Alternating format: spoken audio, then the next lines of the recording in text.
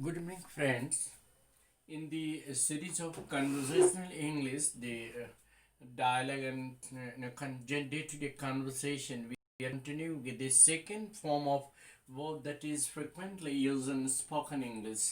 Friends, while we are conversing with the other people, while we are talking to some friends and relatives, often when we are sitting on a discussion table or on a dining table or somewhere in the symposium or a discussion, intellectual discussion, we often come across sentences which are frequently used either in simple present or in present continuous.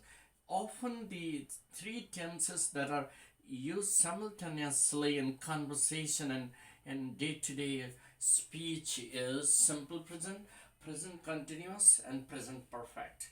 Now, well, friends, you may ask the question, sir, how does the conversation become effective with the help of these three tenses?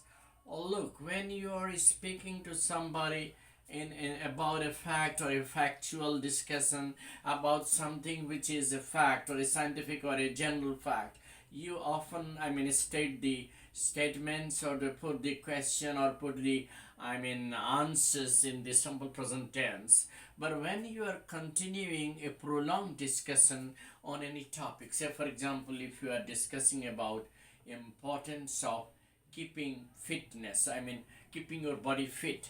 So fitness, if it is the topic of discussion is fitness, and if you're talking to a fitness expert, certainly you will have to use all these three tenses together.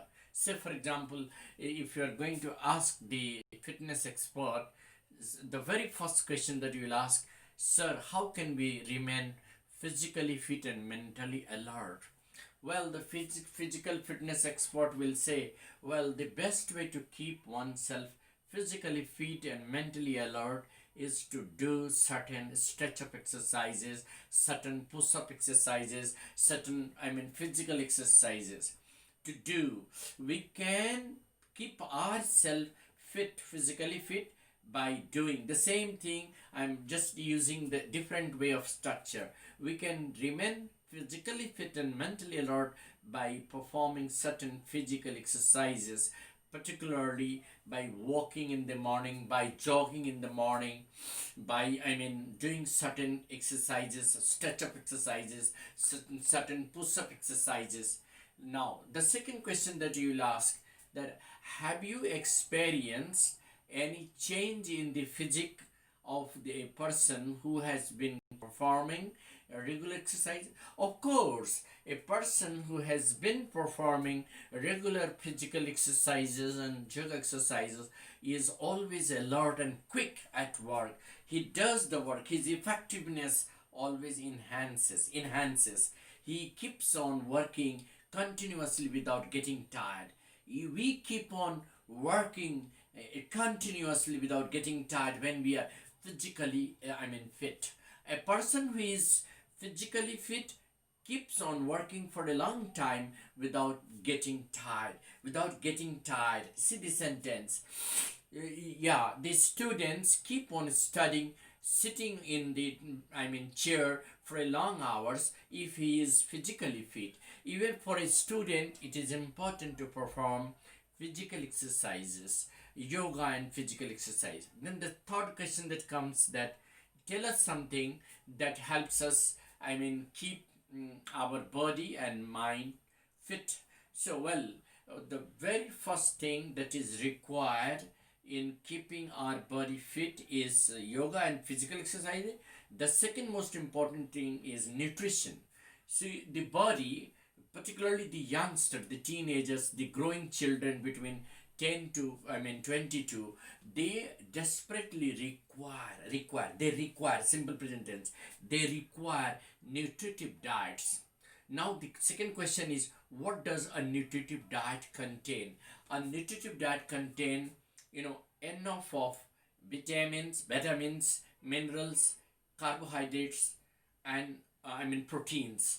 For growing children, it is very important that the food that they take or the meal that they take must contain enough of vitamins, minerals, and proteins. So that means they should take a balanced diet. They must take a balanced diet. They need not eat fast food. They need not sit, idle for long hours. They must change their position.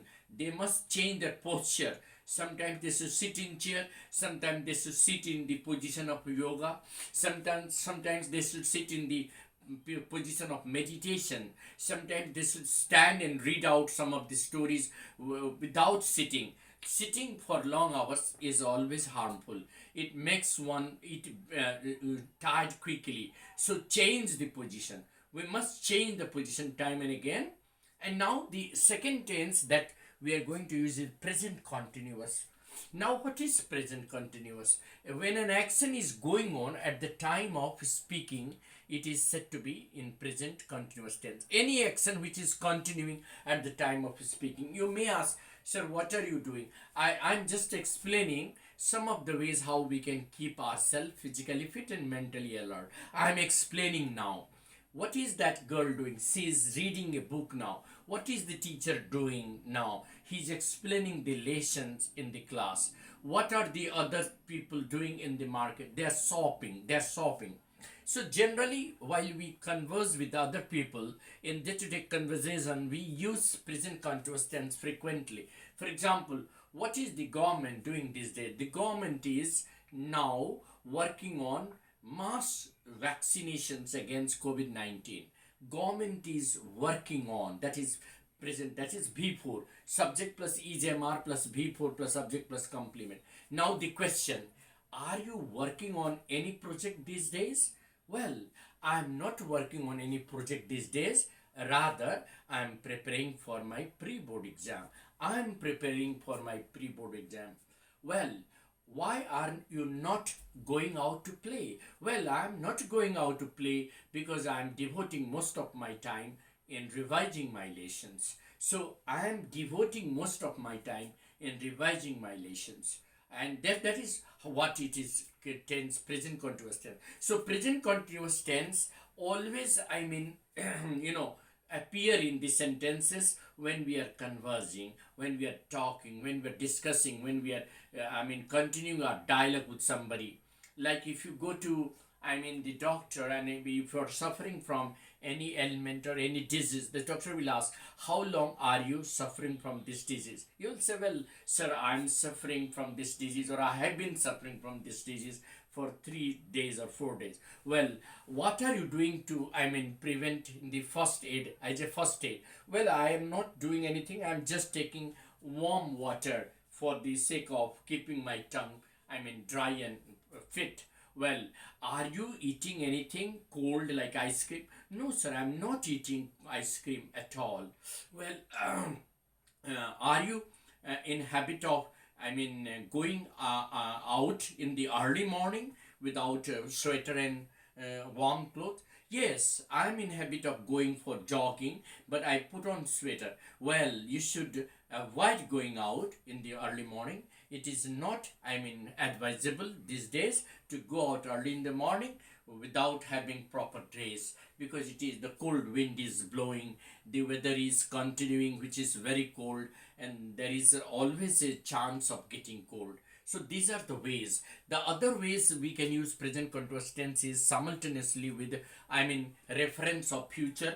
When we are talking about an action which is likely to take place in future, like what are you going to do tomorrow? Well, we are visiting some, picnic spots tomorrow. Well, are you visiting school tomorrow? Yes, we are visiting school tomorrow. Are you solving some question next week? Yes, we are solving some question next week. Are you going to appear in the exam next week? Yes, we are going to appear in exam after 15 days in February. That is pre-board exam. What are you doing next week? Well, we are just revising the lessons next week. What are your friends doing next week? Well, they are also preparing for their pre-board exam. So this is the way we can use present continuous tense to refer to an action which is continuing at the time of speaking, and we can also use present continuous tense when we are just using an action for future time reference, an action which is likely to take place in future. And that is how we come to conclude the discussion of today for using different forms of verb in the day-to-day conversation. Thank you. Have a nice day.